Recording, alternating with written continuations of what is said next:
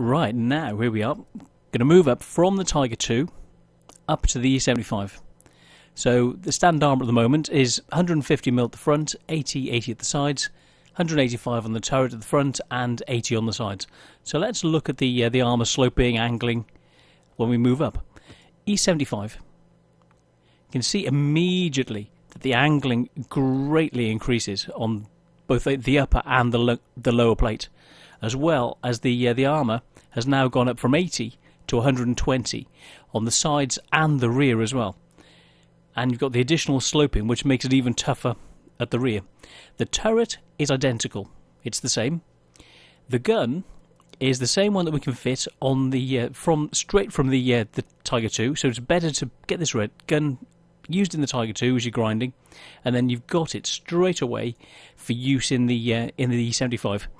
Radio-wise, Fug 7, lowest tracks, and the engine is down 700 horsepower. So you're going to need something because it's down quite significant power-wise. So I would suggest at this stage going for chocolate and high octane. Go for credits. If you can buy them cheap and buy them in bulk, it'll be better. And then I've gone for 26, 10 and 6 for ammunition. Loaded there, got improved vents if you can afford it. Put them on, it'll increase the crew skills by 5%. So the skills up to 120, 132 for the crew. And then go for optics and large caliber gun rammer. So let's get straight into a game. This is it. E75 ready. We go through the standard procedure for moving the crew up into the vehicle. If you've got any questions about moving the crew up, just ask. Otherwise, follow the earlier additions that I've done. So here we are. It says 47%. Let's see what we can do. So we haven't got the top turret. This one's only 185mm on the front. So it is possible that it can be more easily penetrated. And we haven't got the top gun, but we've got the chocolate and the high octane to help enhance our mobility. So let's do what we can do, and just get around the battlefield, and be able to kiss some grass. So, yeah, we're going to go to Heavy Tank Alley, up the corner. Even though it's a sniping tank, it's still a sniping tank. Because of the frontal armour, it can be more of a brawler. So it's a sniper and a brawler. Oh, let him get past, let him go where he needs to go. Let's keep going. So now we are 26, 27, coming out to 30 kph. We're keeping up with the mediums, the T44. So with the high octane and the chocolate, even though we haven't got the top engine, we're still able to keep up with everybody. And the STA is just catching up with us. So yeah, it's manoeuvrable enough. We're keeping up with the Tiger II, who looks as though he's doing quite well. So let's just keep going. So we've got the same turret, but our armour is better hull-wise. So we need to stay out of the way of the 155 artillery. And they're going low, so let them snipe and move low.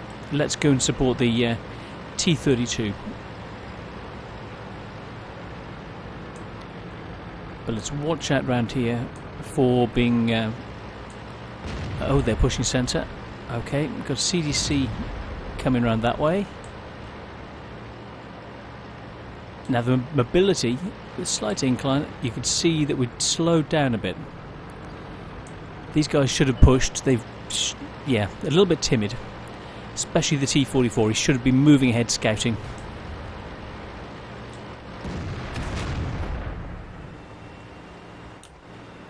They're totally out of position.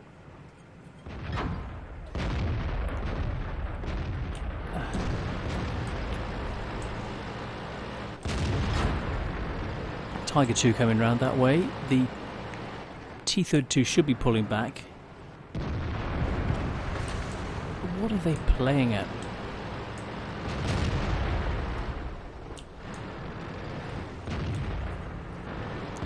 He's forcing me to move out of position. Well, I'm not prepared. He's a T44. He shouldn't be there. If he wants to play like a heavy, let him play like a heavy. I'm going to have to go round, try and deal with the T32 that's down a bit lower. And if he wants to pretend to be a heavy, he can do it. He's in my position. If I moved around the side of him, I would be liable to be hit by shots and dumped on by Artie. So let's see what we can do here. We're spotting him.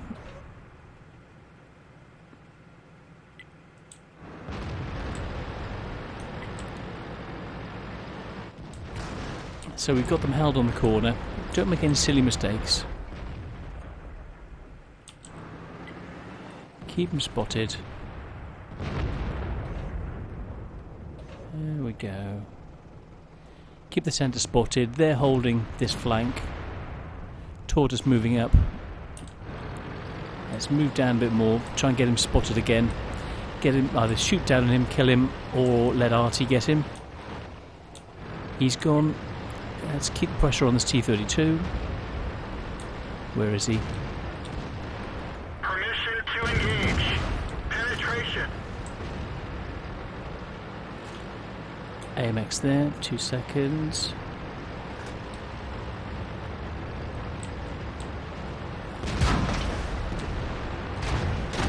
Enemy armor is destroyed. This is quite a heavy tank, and we did take a little bit of damage, but I think it was worthwhile.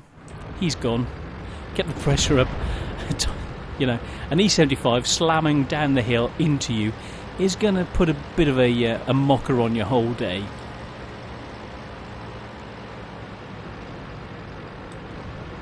So let's deal with these guys here. Put the pressure on. Come around the side of them. Get this light tank out of position. Enemy is hit. Enemy fuel tank Oh, is nice hit. shot. So on the move. Ready to fire. Enemy armor is Yeah, destroyed. that won't help his day at all.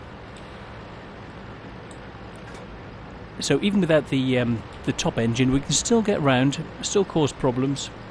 Now we've got an E75. I'm expecting him to be a fully equipped E75, so I'm loading premium because we haven't got the top gun, and he's almost certain to have the top armour. So Centurion up that way. Penetration.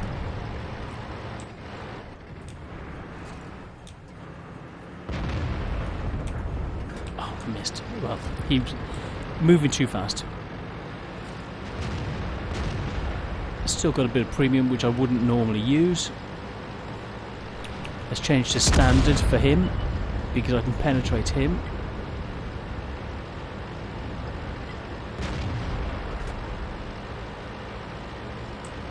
Swing out and then swing back in. Permission to engage.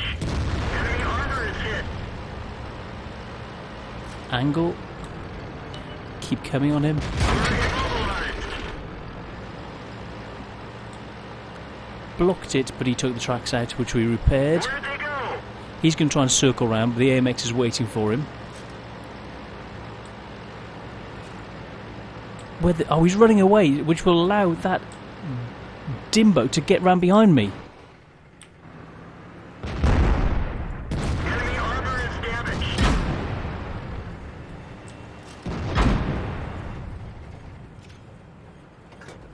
Enemy is hit. One of our tracks is damaged.